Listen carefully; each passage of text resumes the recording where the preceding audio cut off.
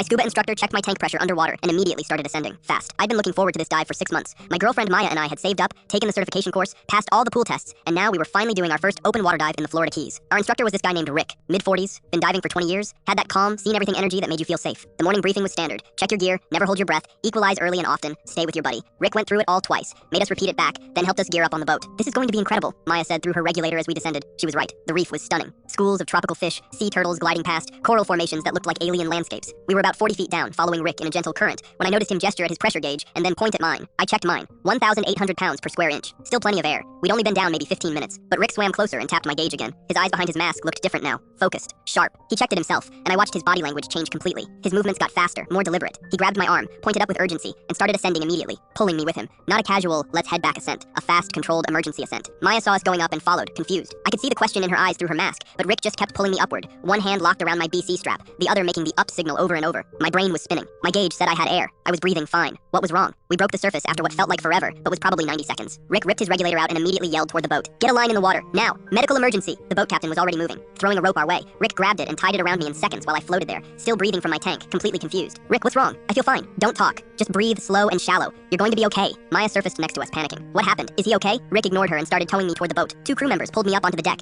and Rick climbed up behind me, already on his radio. This is Dive Boat Serenity. We need Coast Guard medevac to Marathon Hospital. Possible contaminated air in tank. Diver is stable but symptomatic. What symptoms? I said. I'm fine. Rick looked at me. You're slurring your words, and your lips are turning blue. I touched my face. My fingers felt weird, tingly, like they were far away. That's when I noticed Maya was crying. The captain handed Rick something that looked like a first aid kit. Rick pulled out a small device and pressed it against my finger. Oxygen saturation is 82%. It should be 95 or higher. He looked at the crew. Get him on pure oxygen, now. Someone put a mask over my face. Within seconds, my head started clearing. Rick unscrewed my tank and held it up to his nose, then immediately recoiled. Carbon monoxide. The compressor must have pulled in engine exhaust when they filled this yesterday. My stomach dropped. Carbon monoxide poisoning. Underwater. If Rick hadn't noticed. How did you know? I asked through the oxygen mask. Rick sat down next to me, still catching his breath. Your bubbles. What? When I checked your pressure gauge, I looked at your bubble stream. It was wrong. Too many bubbles. Too erratic. Your regulator was delivering inconsistent airflow because your tank pressure was reading false. The CO was taking up space where the oxygen should be. Your gauge said 1,800 psi, but you were breathing poison. Maya grabbed my hand. Her grip was shaking. I've seen it twice in 20 years, Rick continued. Both times, the diver didn't make it. They ignored the symptoms until it was too late. Confusion, euphoria, loss of coordination. By the time they realized something was wrong, they couldn't think straight enough to ascend. I looked at my tank sitting on the deck. It looked completely normal, just a regular scuba tank, but it had been killing me, and I didn't even know. The Coast Guard helicopter arrived 20 minutes later. They airlifted me to a hyperbaric chamber in Marathon, where I spent 4 hours breathing pure oxygen at pressure to flush out the CO. The doctor said if Rick had waited even 2 more minutes, I would have lost consciousness underwater. At that depth, unconscious meant dead. The dive shop's compressor had a cracked intake valve. It had been pulling in boat engine exhaust every time they filled tanks near the dock. Mine wasn't the only contaminated tank that week. 2 other divers got sick. One is still in the hospital. Rick visited me after I got released. I tried to thank him, but he just shook his head. I was doing my job. You did your part too. You stayed calm, you didn't panic, you let me get you to the surface. He paused. But next time someone checks your pressure gauge underwater and immediately starts ascending, don't question it. Just go.